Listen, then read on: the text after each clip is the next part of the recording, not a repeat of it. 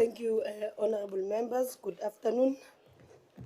On the order paper, we'll allow now the secretary will read the order. Debate on vote number 7, Office of the Chief Justice, Appropriations Bill.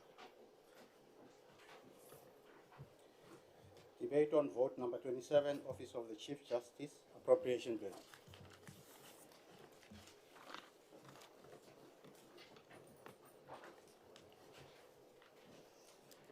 Members are reminded that 2 debates are scheduled simultaneously for 4:30 today. The International Relations and Cooperation Budget vote debate will be held in the Good Hope Chamber, while the Mineral Resource and Energy Budget vote debate will take place in the Committee Room 46. But for now, we are doing the Office of the Chief Justice, the Honorable the Minister.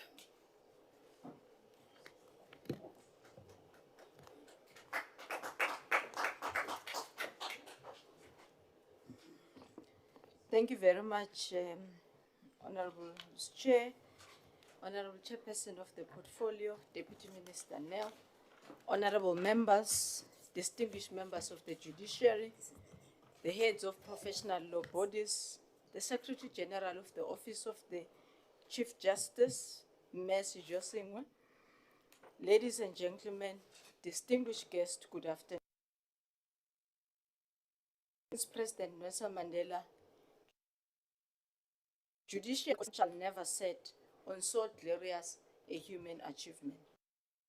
The democratic project is a glorious achievement that will never experience a sunset moment for as long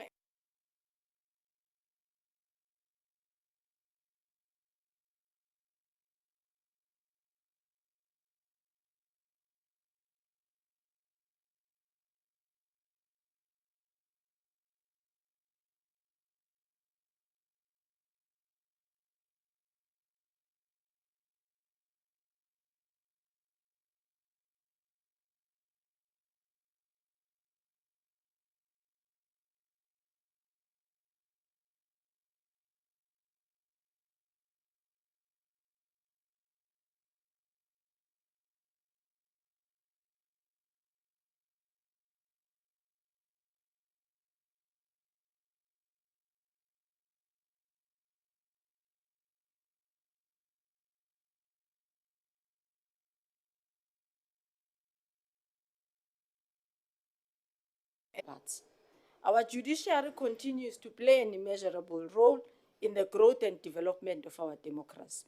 Our judiciary is revered countrywide, admired, it is robust, fair, and independent.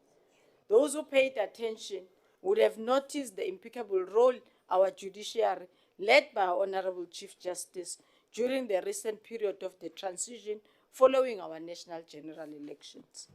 The duty of lawmakers and those of us in the executive is to ensure that our judiciary is always well supported so that it can remain efficient, effective, fair, and indeed independent. Our allocation of budgetary resources to this equally important task as the arm of the state should always appreciate the imperative to build a resilient and any sort of influence. There is no doubt that this important work of ensuring access to justice requires sufficient budgetary support. I'm immensely proud to stand in this August House this afternoon to present the department's program and budget for the year. Through this budget, we are once again demonstrating our commitment. Even to this day, our shrinking budget and our competing priorities, we remain committed to adequately support the Office of the Chief Justice to discharge its legislated obligations. Our government is committed to assisting in the protection of our courts. We are committed to remain or to assist our court independent, impartial, and accessible and effective of our courts. The program and activities for the department by the National Development Plan, which still espouse the Vision 2030 of the NDP, in short. It mandates us to put in place a well-functioning criminal justice system. This is a system in which police, judiciary, and correctional services work together to ensure that suspects of criminal acts are caught, prosecuted, convicted if found guilty. As required by our Constitution, the NDP is in line also, and it further commits that we need to achieve a common goal of a judiciary-led court administration model. The Office of the OCJ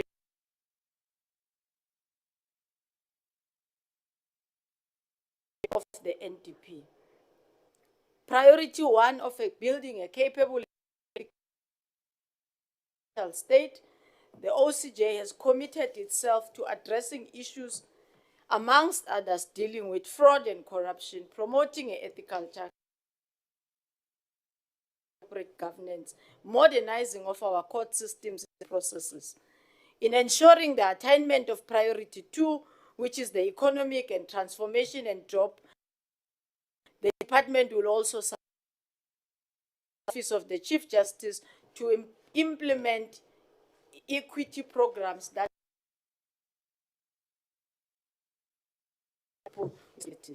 for our society to function properly, it is imperative that citizens feel protected by the law.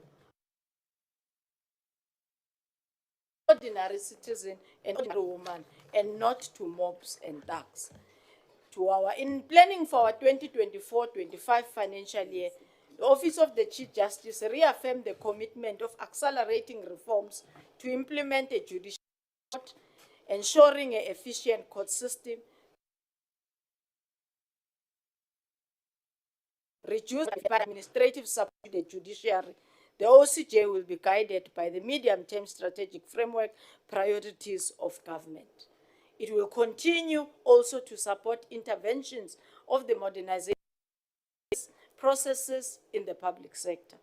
Amid the country's challenging economic climate, the OCJ will continue to contribute into the priority by ensuring that it intensifies measurements against fraud and corruption. It also promotes an ethical culture and professionalism, ensuring access to a safe and a secure environment in our courts.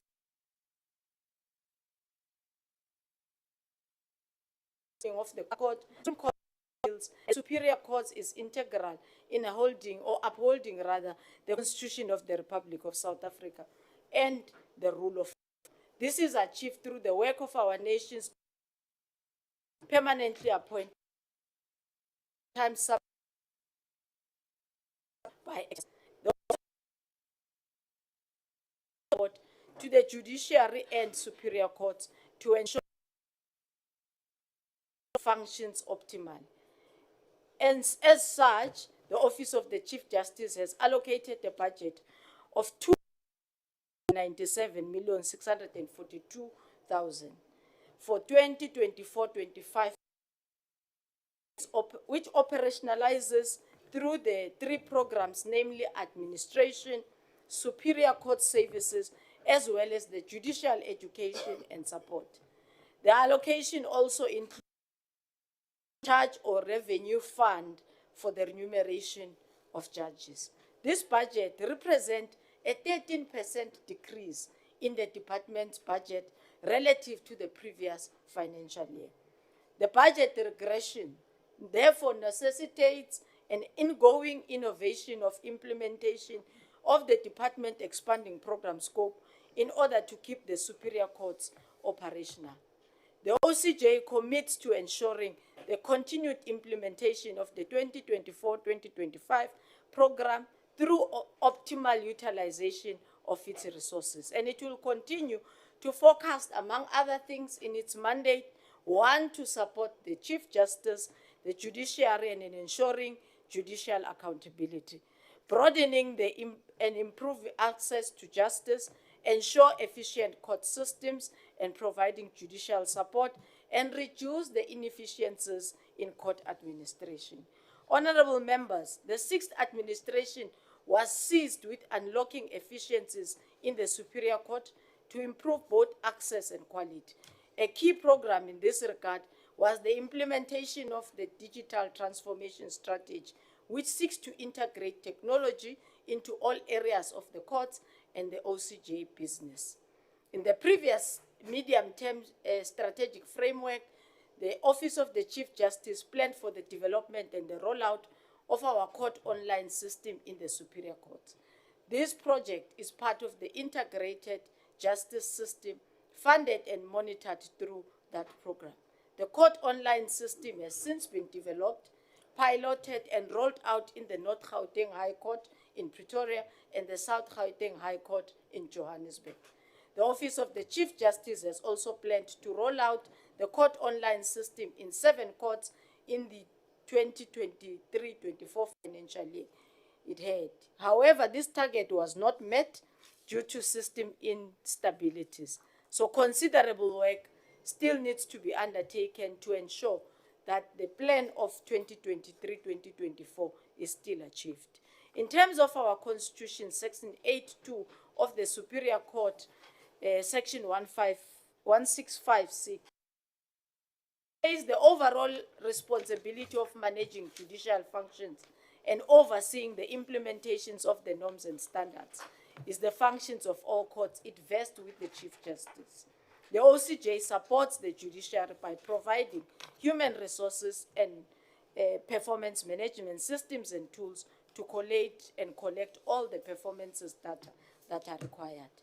The OCJ is mandated further by the South African Judicial Education Institution Act of 2008 to promote independence, impartiality, dignity, accessibility, and effectiveness of the courts by providing the educational officers. And the NDP, as I had earlier indicated, recognizes the independence and improvement of the quality of judges. OCJ has continued to offer in-person and virtual judicial training. However, virtual training has been negatively impacted by the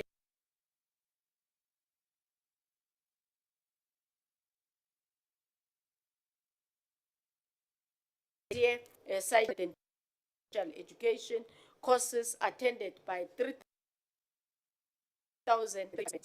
This program commenced in January 2023 with in-person sessions for 1 week per month until May 2023.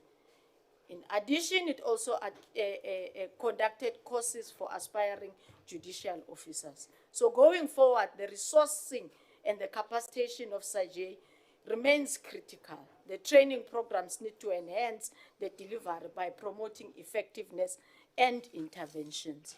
The fight against corruption in both the public and private our government priorities. And to this end, OCJ continues to strengthen this intent to fight the scourge that undermines service delivery.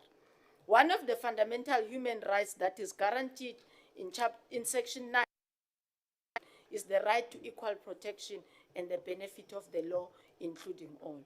So we emphasize today the measures that must be taken to promote the achievement of equality in all spheres of society.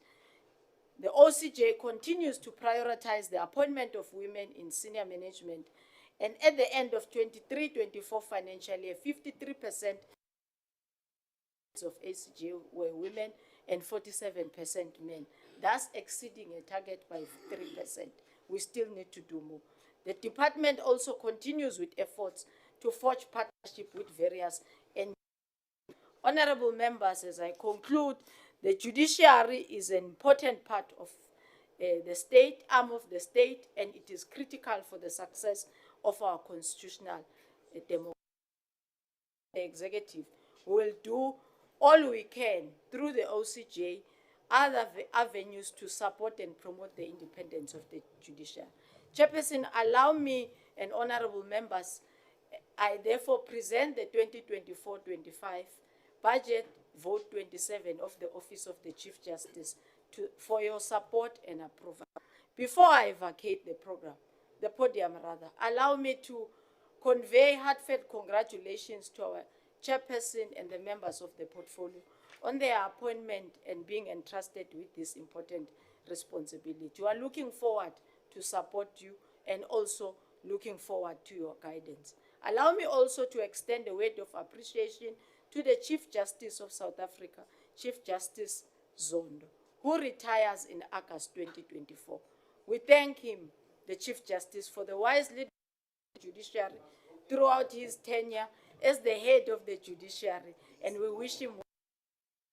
I would also like to recognize the Deputy Chief Justice, Mayor Mandisa Maya, and the judiciary at large of their continued support. The constructive oversight role of our audit and committee risk of OCJ should also be acknowledged. Last but not least, I thank the Secretary General of the OCJ, Message Singwe, the management of the OCJ, their staff for their tireless effort in serving the people of South Africa. Ngiyabonga. Thank you, the Honorable Minister. I will now call upon ANC Honorable Ngola.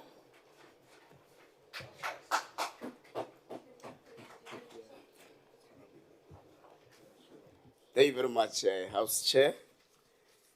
House Chair, allow us to Minister of Justice and Constitutional Development, Number changes, so let me Thembi Simelane, the Deputy Minister Andrew Snell, all members of Parliament today, the Secretary General of the Office of the Chief Justice, Message Singwe, the Director General of Department of Justice and Constitutional Development, Advocate Dr. Mashabane, fellow South Africans, good afternoon. Standing and absent at the old later.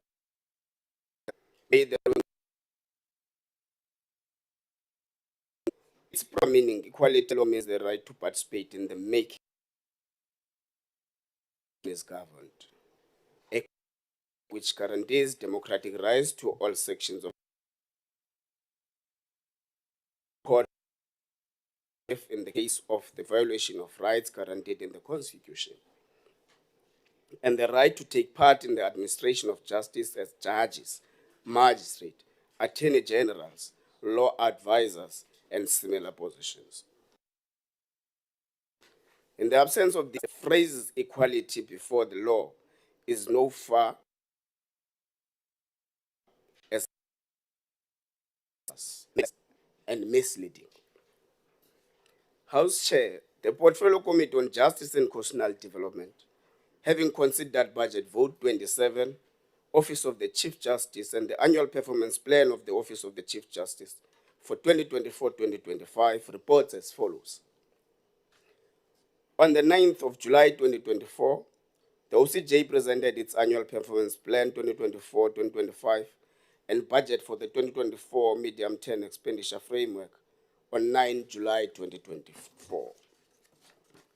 The Office of the Chief Justice responds to Chapter 14 of the National Development Plan, promoting accountability and fighting corruption, particularly contributing to the focal area strengthen judicial governance and the rule of law by accelerating reforms to implement a judicial-led court administration, ensuring an efficient court system, reducing inefficiencies in the administration of the courts, and ensuring access to justice.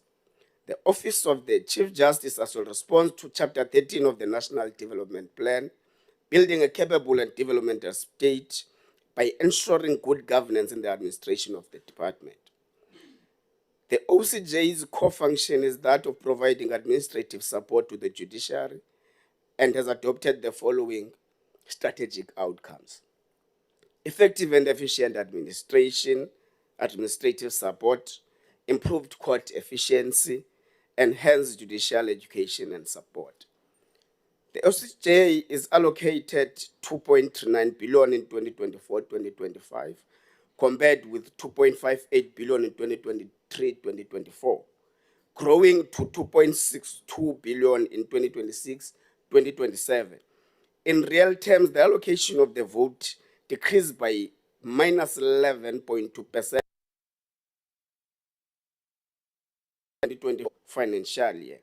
A total of 1.2 billion is allocated to programs, while the remaining 1.17 billion is a direct charge for judges' salaries. Over the medium term, 52.2% is spent only on programs. The committee knows that the OCJ is allocated approximately 2.4 billion for 2024-2025, but its budget is reduced by 446.6 million over the medium-term expenditure framework, affecting its operational budget. In particular, the committee appreciates that the OCJ plans to address the reductions through the implementation of cost containment measures. For example, travel and filing only critical vacant posts. However, the committee is deeply concerned that these will be insufficient. The committee knows that the OCJ anticipates for 2024-2025 and is engaging National Treasury on this. The committee knows that the OCJ reports as increased demand and workload that must be funded. For example, the permanent appointment of judges to the Land Court and Labour Appeals Court requires the creation of additional posts to support the judiciary. Further, new legislation, the Land Court Act, envisages the appointment of mediators as the state expense. The OCJ reports that it is engaging National Treasury on funding for these similar items. The committee is concerned by the increased number of vacancies, particularly those at senior management level, and that provide direct support to judges. The OCJ reported its difficulties in filing vacancies, specifically the lack of budget and cumbersome bureaucracy. The committee also knows the widely expressed concerns about the state of our courts, including poorly maintained buildings and inadequate safety measures. It is therefore concerning that court administration remains fragmented, with key aspects remaining with the Department of Justice and Correctional Development. The committee urges the executive on the finalization of the judicial governance policy and its accompanying legislation as a priority, Honorable Minister. The committee finally notes that the OCJ plans to roll out court online at 2 centers in 2024-2025. The progress of the court online project is disappointing, though, especially as this modernization project is vitally important to efforts to make the courts more efficient and more accessible. House Chair, the Portfolio Committee on Justice and Constitutional Development, having considered Vote 27, Office of the Chief Justice for 2024-2025, recommends that the House approve it. And I thank you. Thank you very much, Honorable Ngola. I will now call the DA, Honorable Breitenberg.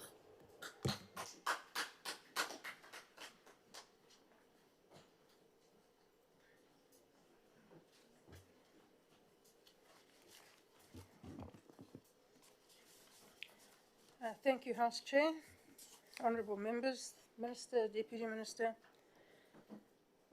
On the 23rd of August 2010, the President proclaimed the Office of the Chief Justice as a national department within the public service by means of Proclamation 44 of 2010.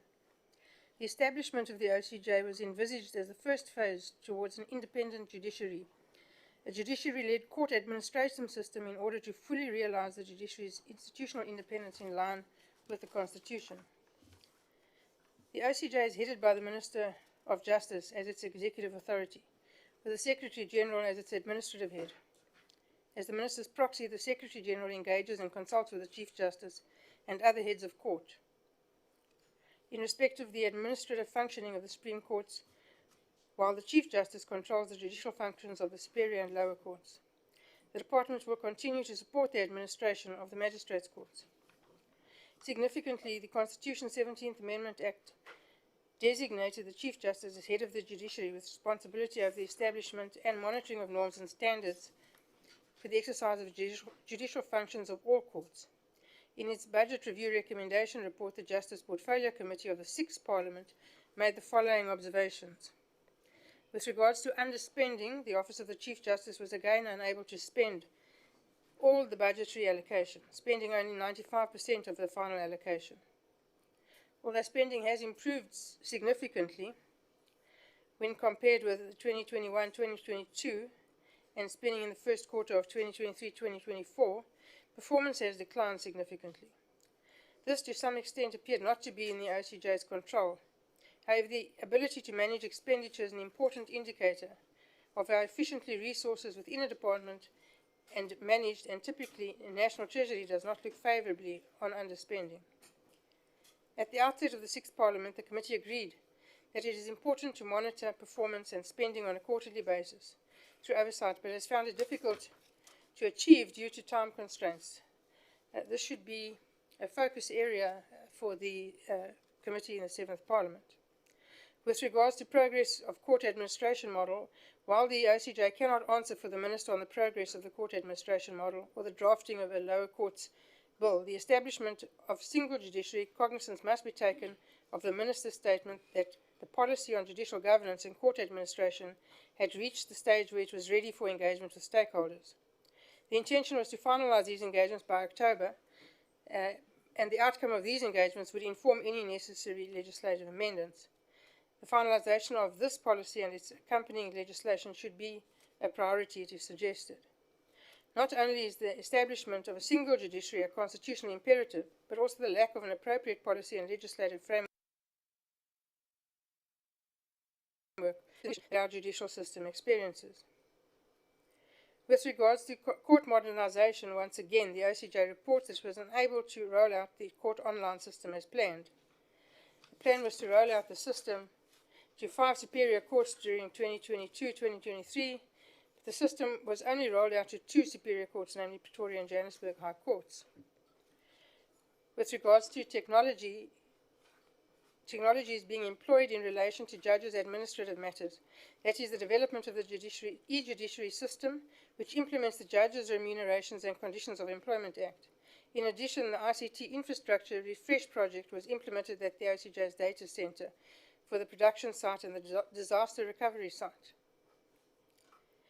With regards to the case lines procurement improprieties, the Auditor General's findings and recommendations were noted in the previous committee concerning alleged improprieties in procurement concerning the case lines project, as well as its recommendations. The OCJ was engaged on several occasions and agree with the importance of ensuring business continuity. The OCJ has put in place measures to address the internal weaknesses that permitted the alleged improprieties to occur, and the matter is now also being litigated. The incoming committee may wish to keep an eye on this process. With regards to audit outcomes, the OCJ's improved outcomes audit is welcomed, in which it satisfactorily addressed the challenges of the previous financial year. This is largely due to the improvement of the quality review processes that it has implemented and maintained. Vacancies continue to be a problem, particularly in senior management, which remain higher than the norm at 12.8%. With regards to court modernisation, the rollout of the court's online project to further superior courts has again been delayed, partially because of the Constitutional Court and Supreme Court of Appeal will now receive that rollout. The OCJ reports that depending on ICT infrastructure, readiness and the system stabilisation, it will prioritise further rollout to other courts in 2023-2024. This lack of progress to date remains disappointing. The project is vitally important to efforts to make our courts more efficient, and therefore recommended that the incoming committee include the rollout as a priority focus area. Storage of court records and digitisation project remains an issue. A lack of space makes storing court files challenging. The implementation of the court online solution should assist going forward, but does not address the challenge of storing older records. The OCJ has made a submission to the IJS for funding to assist with the digitisation of old court records, and this is another area that should enjoy the focus of the Minister. With regard to court infrastructure and other arrangements, during the committee's oversight visits, it noted various challenges relating to the infrastructure and more generally relating to the accommodation arrangements of the superior courts visited.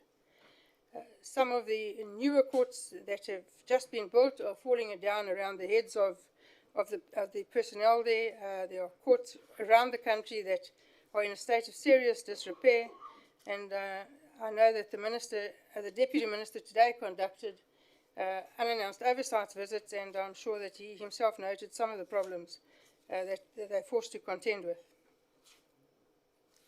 A follow-up meeting in this regard should be prioritised by the committee.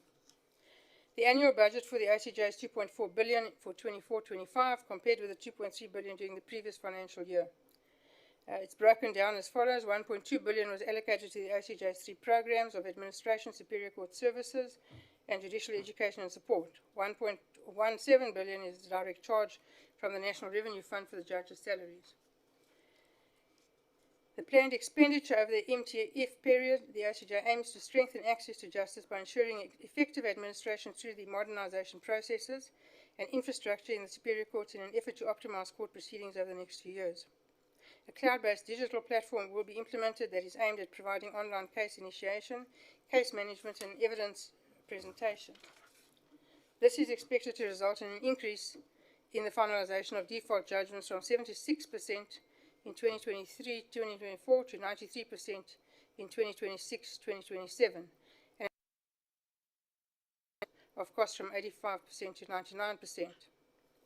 This forms part of the broader integrated criminal justice strategy led by the Department of Justice and Constitutional Development, which aims to increase the efficiency of the entire criminal justice system.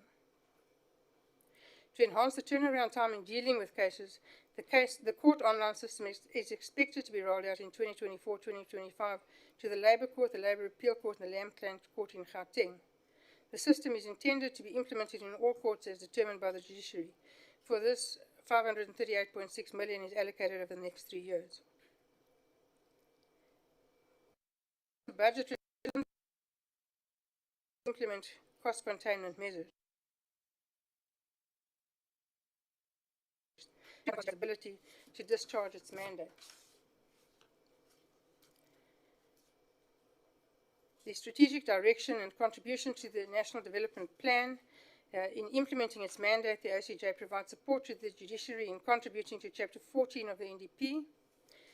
The contribution to this NDP priority is done through strengthening judicial governance and the rule of law as follows: accelerating reforms to implement a judiciary-led court administration, ensuring an efficient court system, reducing court administration and inefficiencies, and ensuring access to justice.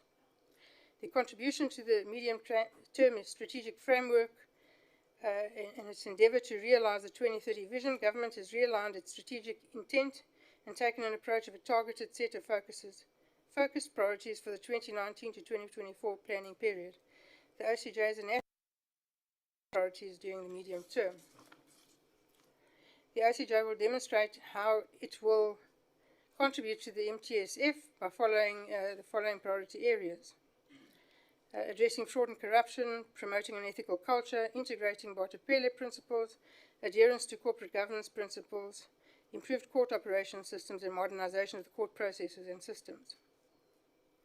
Key issues for consideration by this 7th Parliament should quite possibly be: the incoming committee may consider tracking finalisation of the court administration model.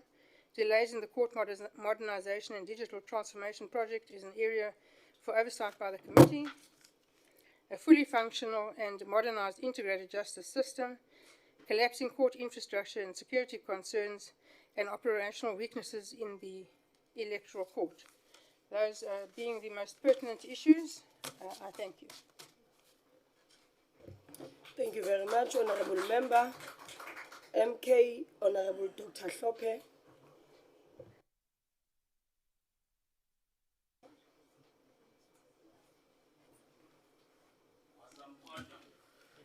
Thank you very much, Chairperson, Honourable Minister, Deputy Minister, Honourable colleagues, ladies and gentlemen. I stand here representing the MK party. I just want to say, before I make my input, which will be extempore, we did not get the relevant documentation timeously, and that has put me in a tremendous disadvantage. but I will make my input extempore nevertheless. The first input from the MK is this. We note that the budget has been decreased by 13%. In real terms, this means the courts have to do more and more with less and less. More and more work must be done, but with less and less resources. That's what it means in real terms. The problem with that is the following. In the case of the higher courts, for example, we all know there is a huge backlog. I'm not aware of a single court, high court in this country, which does not have a backlog, particularly cases. This is as a result of a wide range of factors in criminal cases, ranging from load shedding. The other one has to do with the fact that it is often difficult to get prisoners who are appearing in the courts for trial timeously. These are all factors that impact on the finalization of cases timeously. And this causes a huge backlog. Inevitably, the heads of courts have to find a solution. They often resort to the professions and call for attorneys and advocates to come and act on a pro bono basis. They would volunteer their services, they don't get paid. The problem of the head of court is put at a tremendous disadvantage. In some courts, you would have 20 or 30 pro bono advocates or pro bono appointments. I don't know how they manage that. It's a nightmare. Now, correspondingly, administrative staff have not been increased. There are many vacancies throughout the courts in this country which have not been filled. So that impacts on the quality of the work that must be done at the end of the day. Some of these pro bono counsel, once they are done with their work, they go back to the bar, they go back to the attorney's profession. And I've been told in some divisions, they are appointed as pro bono advocates, so as pro bono judges, but they are allocated other work in the normal role, which is wrong, because they are not appointed as judges. They are appointed pro bono. The other problem with the courts being short-staffed is that there are accused who are languishing in jail. In the case of a trial where the accused person, after the trial, where an accused person has been waiting in prison for years and comes up for trial, and eventually he or she is acquitted. This has serious consequences, right? And the budget, I don't see how that has been factored in the budget to ensure that that doesn't happen. The budget, in my view, in our view, considered view as MK, fails also to ensure that during this 7th Parliament, we ensure that the access to justice is improved, particularly by those South Africans who live in rural areas. We all know that South Africans who live in rural areas and who are obviously vulnerable and poor, and if one were to use color, they are by and large black people who live in those areas. Those areas are not developed. Sometimes those areas don't even have bridges. It has been raining. They will not gain access to the courts because of lack of infrastructure in those areas. Maybe the department wants to consider other options that may be available. For example, having more and more circuit courts in those areas. Access to justice, particularly in remote areas, is still a huge challenge for us. The other problem about online services, it's an ideal situation to have a paperless court. The problem is this: you cannot have a paperless court as long as you have load shedding. In order for us to have a paperless court, there must be no load shedding.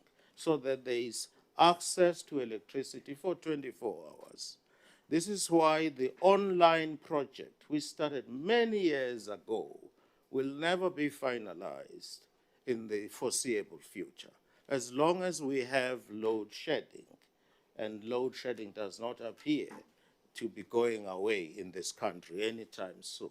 So as long as we have load shedding, the whole idea about online or e-filing is a dream that we will never be able to realize.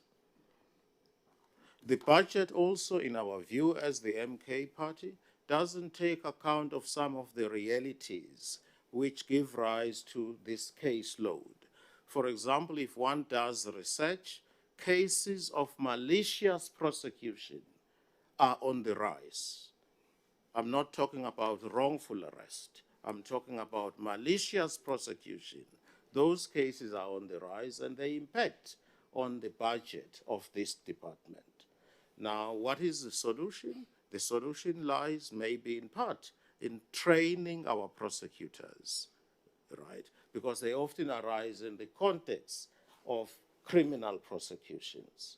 In the good old days, especially when it came to serious cases like murder, rape, you would find a senior prosecutor being allocated to the case much earlier so that he or she controls the investigation. I know for a fact I sat in the Marika de Klerk trial where she was murdered, our first lady. The policeman was involved there. It was Captain Barkhazen. He was involved right from the beginning, and he worked very closely with the prosecutors. The result was a successful prosecution. So I would really urge you that you ensure that the budget takes account of that reality. I realize that I'm running out of time. You still have 21 seconds. 21 seconds? Well, I want to stick to my time. Improved access, Melissa.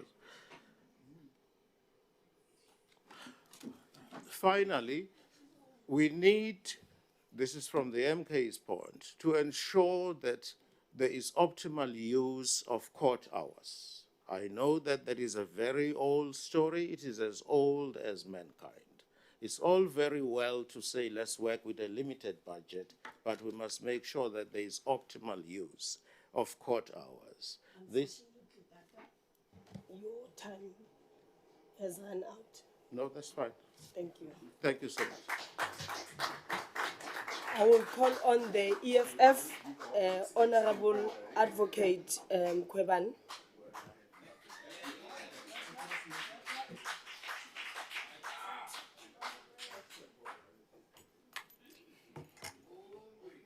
Thank you, Chairperson, honorable members, Minister, Deputy Minister, staff from the OCJ. Thank you for honoring me with this opportunity, the EFF. Chairperson, I will start by saying that the Constitutional Court we normally say in the Nkandla matter, was very clear that unfortunately litigation often is for the wealthy, and you'd find that the poor are not recognized. The poor do not have access to the law. And the challenge here is that we have the Office of the Chief Justice, which was established in 2010. And after establishing this office, it was to make sure that there's independence of the judiciary, and the judiciary should be helpful to the poor and the marginalized. But what is currently happening is that since then, the lower courts have not been included. There's the lower courts bill, which is supposed to be making sure that all courts are dealt with and are covered by the Office of the Chief Justice. So the office would have made sure that there is also independence. There won't be unlawful or unnecessary interference with the judiciary. The Office of the Chief Justice, in fact, was then had its mission to make sure that there's transformation, there is independence of the judiciary. But progress in establishing these courts has not been seen up to so far, because that court, lower courts bill is very critical. Actually, it's the starting point, because how many years now we're still waiting for that. Coming to then the role of the Chief Justice in ensuring access to justice, we are dismally failing as far as that matter is concerned, because the poor cannot minister, and honorable members and members of the public abakwazi ukuthi ba exercise and ba access justice. Si fanele si check ukuthi umuntu ose kuma rural areas uyai experience that particular process. So unfortunately, the current Chief Justice, the appointment yakhe was viewed as a and leadership yakhe is very much questionable. I mean, currently, Sine Land Claims Court, where there's a lot of incompetence and favoritism in leaving the lane claimants very much vulnerable. They only concentrate on evictions, but then they don't focus on the issue of land claims. Now, the Chief Justice will be issuing, apparently, the annual report for the performance of the judiciary. A question lapo, as members of the committee which have asked, Uguti, why do we only deal with the Office of the Chief Justice and forget about the performance as well of the lower courts, the functional performance? Because that's where we need to change. Uguti, people, are they really exercising to justice? Because we are now focusing on issues of the payments, issues as in impact with the poor and the marginalized. So the neglect of the Land Claims Court is questionable. Another critical issue is nayo uguti the various courts, the conditions are deplorable, because if besinoguti ama courts, lower courts are under the Office of the Chief Justice and they are looked up to, dilapidated courts. I mean, there are a number of courts which are dilapidated, and those courts as when you go there, you don't feel good you can access justice. The courts which I would mention, Uguti, courts Mzumbe, Abo Mzumbe, Endwendwe, Emamilodi, where the courts do not have fully functional system. There are poor maintenance of the existing courts, kunama cracks, the buildings are not working, smelly. Those are the things people are experiencing on the ground. And the Office of the Chief Justice should be helping to handle those kind of things. We have situations, members of the public, where gender-based violence, rape victims, they are just left to be handled anyhow. There's no privacy in a number of courts where they are exposed to secondary abuse, because then you are raped, your court must be heard, you are subjected. Like there's one case in Bloemfontein where the family sat for 4 hours, and when they were called, the case was postponed. There's a lot of postponements. But then coming back to the judiciary and the Office of the Chief Justice, what we are saying as EFF, we are saying the best way to handle a lot of backlogs, because there are a number of backlogs, it's also to change and have alternative dispute resolution mechanisms, have special courts, but also we need the judiciary to be techno-savvy.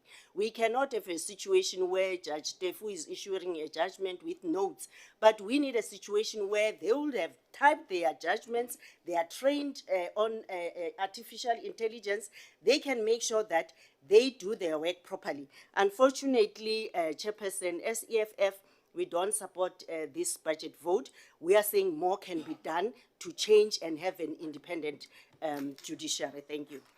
Thank you, Honorable Member. IFP, Honorable Hatebe.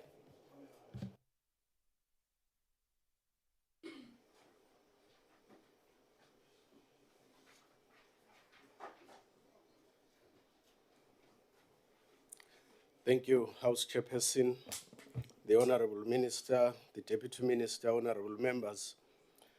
At the outset, and on behalf of Inkatha Freedom Party, allow me to congratulate and thank Justice Zondo for the invaluable work he did as head of the judiciary and the Constitutional Court during his term. Throughout the years, our country's judiciary has faced its fair share of public scrutiny and low levels of public trust. But public servants like Justice Zondo have worked tirelessly to address and restore public trust in our judicial system and courts. May this new government and the next coming Chief Justice draw on the lessons emanating from your work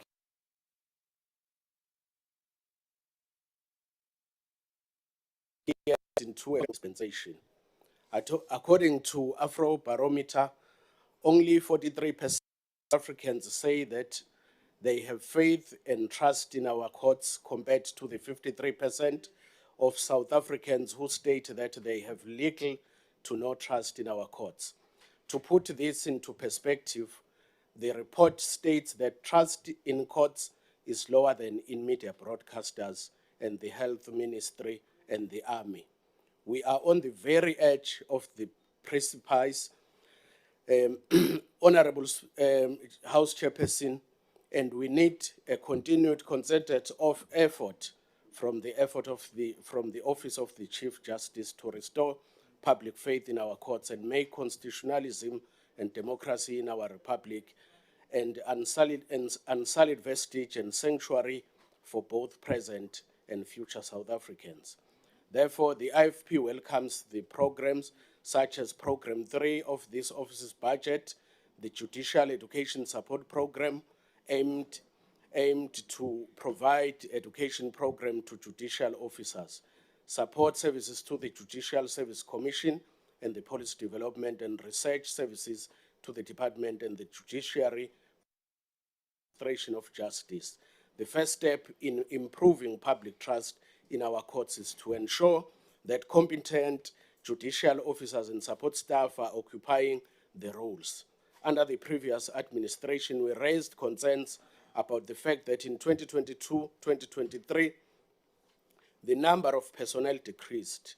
We stand by this concern, as we cannot have the number of personnel in the Office of the Chief Justice decreasing yearly.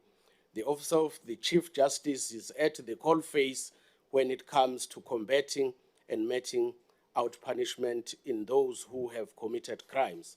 Therefore, this office cannot afford to be understaffed. We appeal to the new government to ensure that the budget prioritizes keeping the Office of the Chief Justice fully staffed. The IFP therefore supports the budget. I thank you. Thank you, Honorable Member. I will now call on the PA, but there is no name that was given of an Honorable Member that will speak. If there's any that is available from the Patriotic Alliance, The GNU has spoken for them, Chair. no order. Okay, we are passing. Action SA, there's no member as well that is stipulated there. Is there anyone? No one. The Honorable, the Deputy Minister.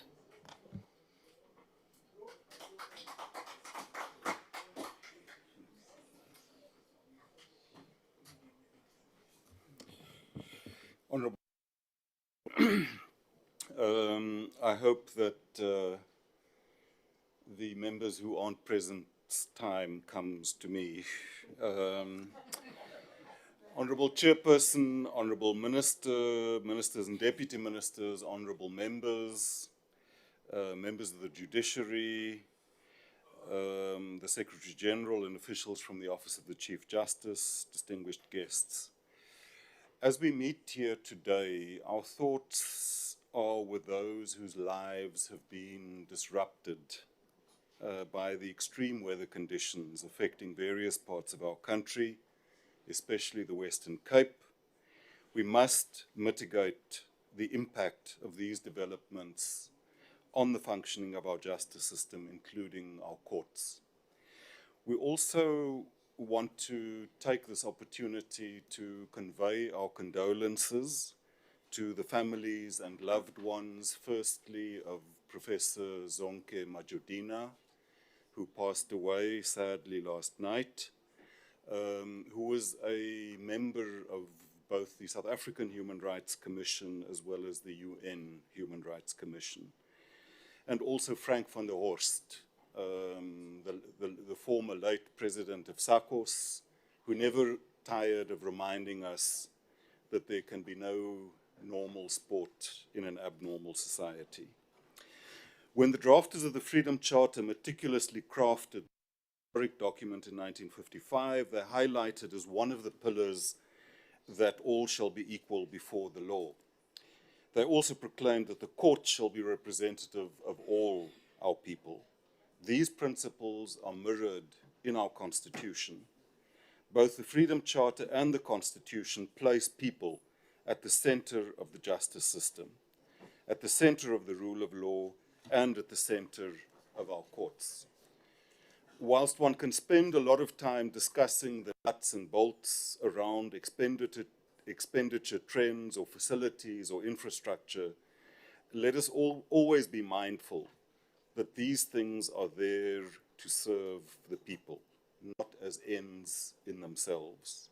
Whether it's a person who approaches a court because they have nowhere else to go to have their matter heard, or whether it's a person whose rights have been infringed or a victim of crime who looks to the courts to ensure that justice is done, we need to keep people at the center of everything we do. At the same time, we need to see our courts and our justice system within a bigger picture. We've set many goals for our country, whether it's eliminating poverty and reducing inequality, or growing the economy, or creating a better Africa and a better world. Our courts and our justice system play a fundamental role in each and every goal that we've set for ourselves as a nation.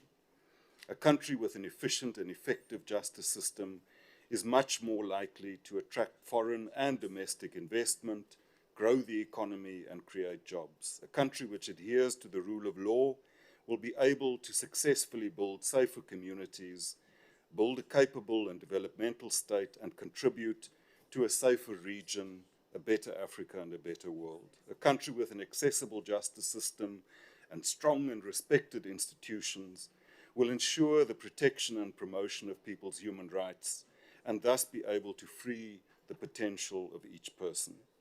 Indeed, our courts and our justice system are vital to every aspect of our country's success. The Constitution compels us to assist and to protect our courts, to ensure their independence, impartiality, dignity, accessibility, and effectiveness. For this reason, the Office of the Chief Justice was established in 2010 to support the Chief Justice in the execution of their administrative and judicial powers and duties as head of the judiciary.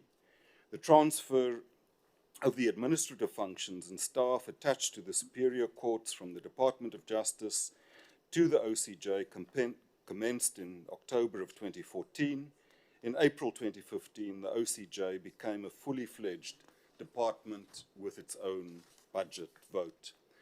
The administration for the superior courts, the Judicial Services Commission, and the South African Judicial Education Institute were transferred to the OCJ together with the budget and the personnel from the department. When the OCJ was established as a national department within the public service, the intention was that this would be the first phase towards an independent, judiciary-led court administration system to fully realize the judiciary's institutional independence in line with the Constitution. The OCJ contributes to the National Development Plan's calls for strengthened judicial governance and the rule of law and ensuring an effective and efficient criminal justice system. The modernization and digitization of court systems remain key priorities for the OCJ. The use of technology in court proceedings is an invaluable tool for ensuring seamless access to justice, and therefore the rollout of the court online system remains key to improving court operations and enhanced service delivery. Also, the role of the South African Judicial Education Institute remains absolutely crucial. Honourable members, it's clear that our Constitution envisages a single judiciary Section 150 or 166 of the Constitution makes it clear that our courts encompass both the superior courts as well as the magistrates' courts. Constitution 17th Amendment and the Superior Courts Act were all inspired by the ultimate goal of achieving a single judiciary. The Chief Justice has responsibility to coordinate the judicial functions of all magistrates' courts within the jurisdiction of that division of the High Court. This responsibility is being carried out by judges president of the various divisions. The department continues to support the administration of the magistrates' courts, and we're pleased to announce that 227 permanent district magistrates have recently been appointed with effect from the 1st of August 2024 to further capacitate the magistrates. With regard to the legislative framework, the lower courts bill and the magistrates bill have both been published for public comment, and we're awaiting inputs and comments. My colleague, comrade and friend, the previous Deputy Minister John Jeffrey, met with representatives of the Magistrates Commission, the Regional Court Presidents Forum, Chief Magistrates Forum, and with stakeholder bodies such as ARAMSA and JOASA, and indicated that more in-depth discussions would follow on these two bills. The Chief Justice as head of the judiciary will also provide comments, and we're looking forward to receiving, studying, and engaging on them. It is at the same time important that in developing the two bills, we're also guided by the judicial governance and court administration model based on the criteria of institutionally independent judiciary. We also need to finalize the rationalization of courts. The Constitution envisaged in item 16.6a of Schedule 6 that the structure, composition, functioning, and jurisdiction of all courts would be rationalized with a view to establishing a judicial system suited to the requirements of the Constitution. The work being undertaken by two committees tasked with the rationalization of courts is at an advanced stage. Honourable Chairperson, indeed, we have much to do. I want to conclude with a few lines from a poem called Justice by Robert Longley, and I quote, "There can be no justice if we sit idly by. There can be no hope of change if people do not try. This is not a task for one group. It affects both black and white. It is the same is true in policy on the left and on the right. We must grow beyond labels. We must all stand as one. This is a time of challenge and much work must be done. I know we can be better. We all must rise above if we are to find true justice. First, we must find love." We stand here today at the start of this new term, the 7th administration of a democratic South Africa, and we carry on our shoulders an enormous responsibility. Our country, like other countries around the world, faces many challenges. In order to overcome these challenges, our justice system must work. Let us do the very best we can to support and strengthen our courts today and every day over these next 5 years, for the love of our Constitution Honourable Deputy Minister, and the well-being of our people, unfortunately you have exhausted your and time. for the love of our country. I thank you. Thank you. ACDP, Honourable Swart.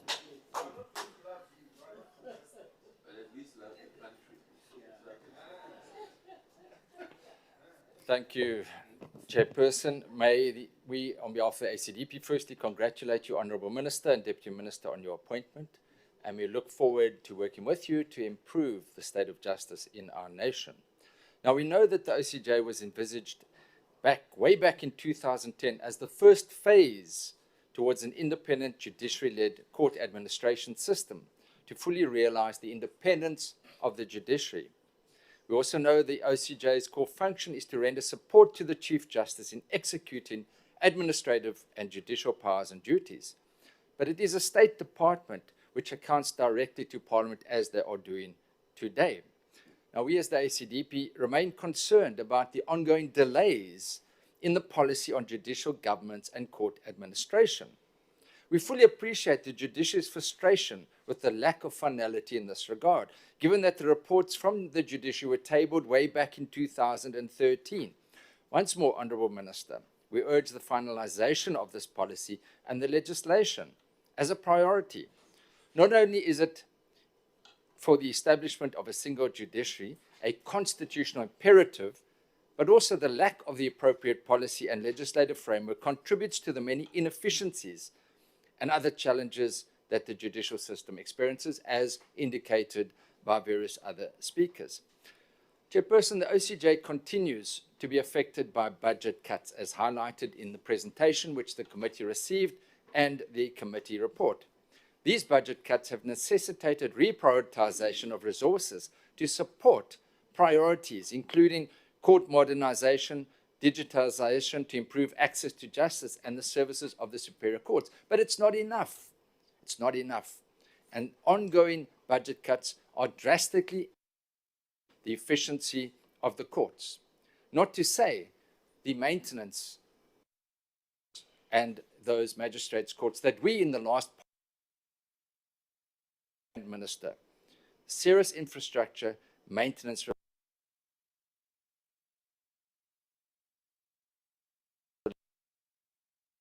the lapid court challenges. The judiciary indicated to us in the previous parliament that they are frustrated at drawn than attending to their core function, largely because of challenges of communication between the Justice Department works. These infrastructure problems highlighted by all of us are undermining the delivery of justice to our people and cannot be allowed to continue. Chairperson, we need to have more surprise visits, Chairperson. We need to, not the staged visits when we arrive, like we went to Kimberley last time and they said, well, first time the Kimberley court has been cleaned, the grass has been cut. We need surprise visits. Lastly, Chairperson, the ACDP would like to express its appreciation to the judiciary and to the OCJ for the support it provides for bringing justice to our people under very difficult budgetary and other conditions. I thank you. Much, Honourable Member. I will now call ANC, Honourable Klego. Members, Honourable Ngola saved a minute. Order, please. Honourable Ngola saved a minute from his 8 minutes. Yes, Chair, I'm donating We have it then to Mr. allocated Matafa. that. I'm donating it to Mr. Matafa. Oh, okay. Yes. All right, then I will donating it to you because According I to can the stick rule to of 5 minutes. minutes. Yes, Chairperson, thank you. This donation of time is according to which rule? Honourable House Chair, the Minister, Deputy Minister, the Judiciary, the SG, and the staff in the office of the OCJ, members of Parliament, our chairperson in the Portfolio Committee, members of Parliament, my colleagues, our guests, South Africans, I greet you this afternoon. Chairperson, let me start by thanking South Africans for ensuring fair elections on the 29th of May 2024. In the same vein, thank the voters of the African National Congress, my organization, for voting the African National Congress. That, Chairperson, resulted in a successful transition from the 6th administration to this 7th administration. Let me not really forget that this year marks the 30 years of democracy, and our democracy is relatively young compared to the democracies of the world. South Africa and freedom for all.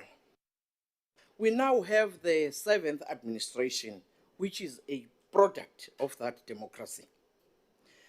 A democracy that also enforces transformation in the judiciary, ensuring that previously disadvantaged individuals, including women, are taking up space and occupying critical positions in the justice system. We all have access to justice. We are all equal in the eyes of the law, which proves the independence of the judiciary. As a country, we need to defend the gains of such democracy. As a committee, entertain APP and the budget of this office, which has a history of commendable performance and acceptable, which are as a result of their performance and our robust oversight as the portfolio committee. We will continue with our oversight responsibility over this entity as required by the law. Our oversight function will include, amongst others, ensure performance, including vouching for fewer budget cuts, so that the office remains independent. This budget vote contributes to the effective administrative and technical support to the Office of the Chief Justice. Chairperson, as South Africa, we come from a shameful history of racial and gender discrimination against women. Before 1994, there were no blacks on the bench of judges. Legal means were used to advance. It was during this democratic dispensation that saw the likes of some judges ascending to the benches of this constitutional court. Today, the bench is more representative than it was before 1994. Credit goes to our constitutional democracy and the ANC's transformational agenda.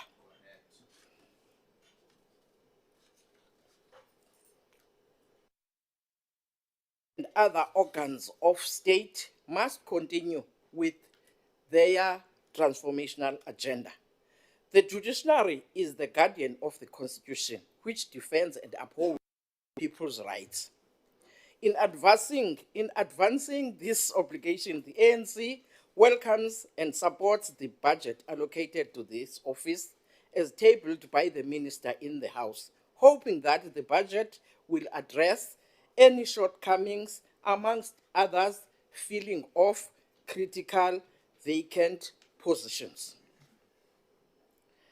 I appeal to all South Africans to join hands in defending the gains of our democracy. Unfortunately, your time is The ANC supports this budget. Thank you. I will now call upon NCC. If there is a member, there's no one that is allocated here. NCC. Okay. ANC. Honorable Matafa.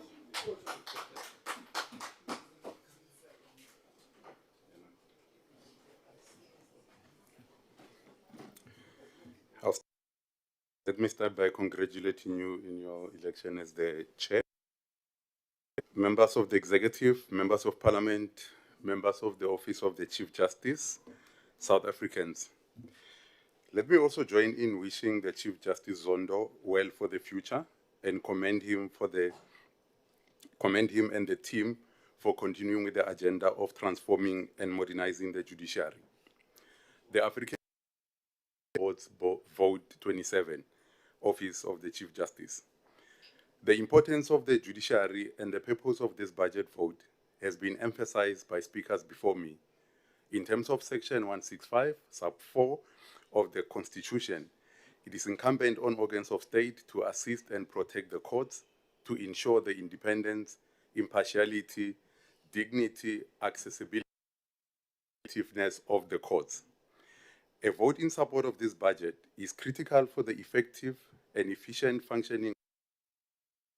Affirms our support as the ANC for the rule of law and the independence of the judiciary. Chairperson, 30 years ago, we achieved our hard-won freedom. We adopted the final constitution in 1996. Over the years, the judiciary has shown profound understanding of the constitutional imperatives as set out to defend the basic law of the land. Our courts, particularly the Constitutional Court, have developed rich and transformative jurisprudence, which has and continues to benefit the masses of South Africans.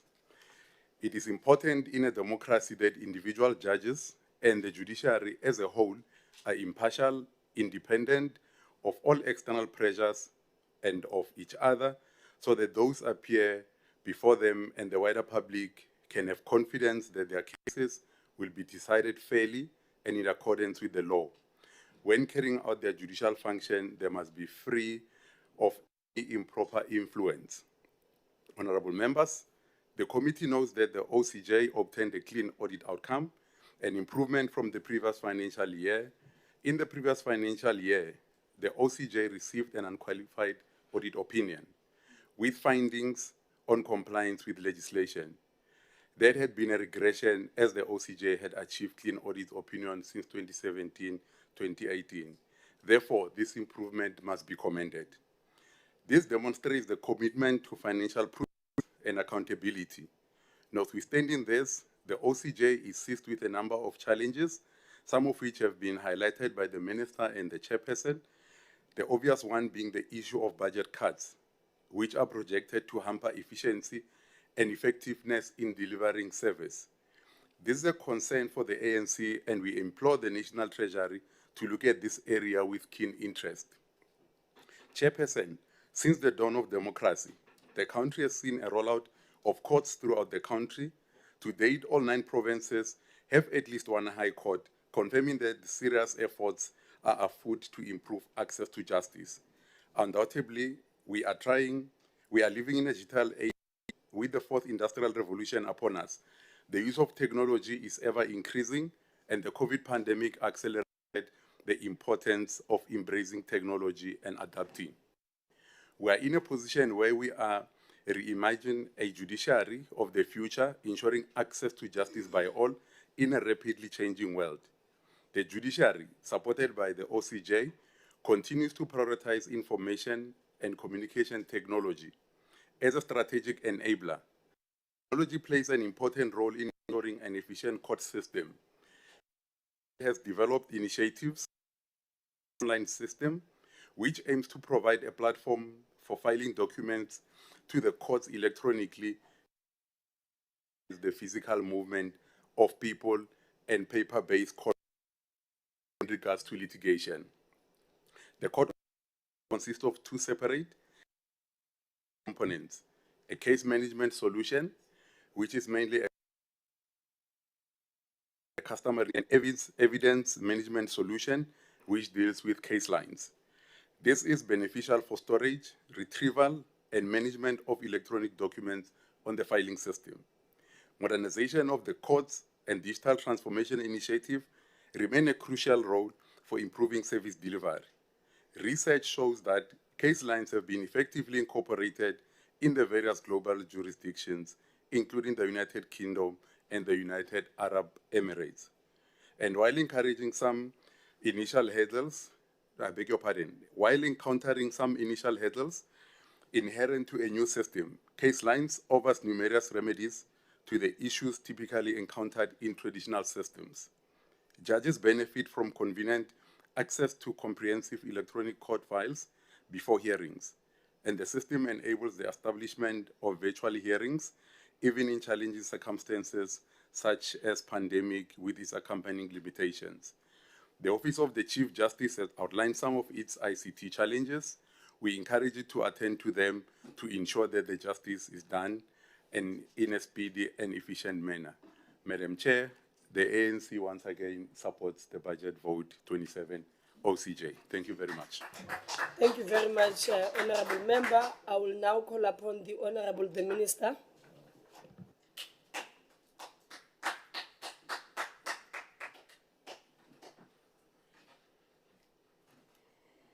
Thank you very much for the opportunity once more, House Chair. Colleagues, let me start by appreciating all the inputs that have been made by various political parties that were able to make an input. Honourable members, quite a lot of what was raised here, yes, it is true. Yes, it is challenges that we are facing. But I think we need to start from a point that in the allocation of funds and resources from the fiscus, it is never possible for the fiscus to cover each and everything that is a desire of any other department. In our endeavor with the Deputy Minister to try and reach out to the challenges that will be emanating from the budget cuts, there's quite a number of initiatives which we have begun to discuss, which addresses some of the issues which have been raised here and some that might have not been raised. For example, our filing system in our court systems might have not been raised, but is part globally of what the digitization strategy of the department is about. So the budget cuts, yes, are a challenge, but there are creative ways in which we could be able to issues. For example, we are a custodian of the CARA a fund, and our request to National Treasury will be for us as a department to collect more on behalf of the work that we are doing. A threshold needs to be cut to keep the services or the funds so that we are able to reach out and something new in government. If you look into the funding strategy and that has received, you collect, you get a portion of what you have collected for you to be able to re-enhance the work that we are doing. And that's the strategy. And the department has done well. The fiscus is seeing benefits of the fund, but we actually need also allocation from the fund to be able to assist us. We are in line to meet with the Department of Public Works, want to increase the threshold for maintenance for manual work. That could be done by the department from the million that it is at. I too on the report, look at and suggest is that Africans find the mandate of the department not supposed to be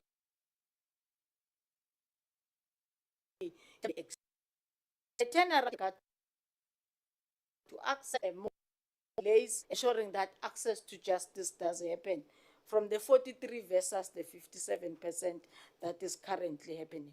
So if you are able to enhance that work, this morning took a surprise visit to Kaelicha in our court just to make sure that we don't live by the grass that is cut because the minister is coming today or tomorrow. So where we are and we are doing our work, we'll deliver. And there's quite a bit of findings. There's already drafted a report on what needs to be done and how to assist.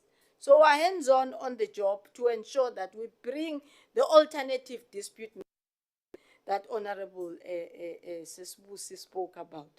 Traditional court have also been enacted. That will also be assisting in one way in dealing with the backlogs that our court.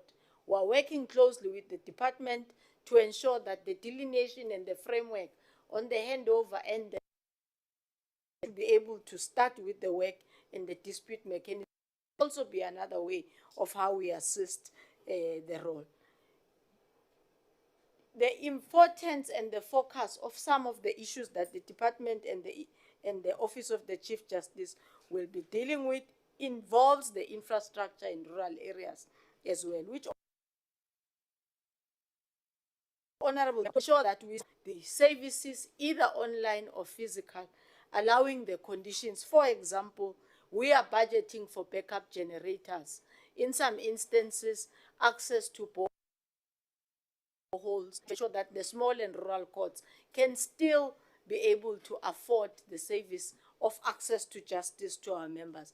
It may not be all of them in one financial year, but surely we are on course in ensuring that our partnership and our activities with the entire a cluster of crime prevention realize its mandate. Thank you very much.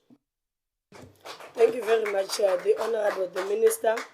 We have come to the end of the speakers list. And when we started, I had reminded members that there are two debates that are scheduled simultaneously for 16:30.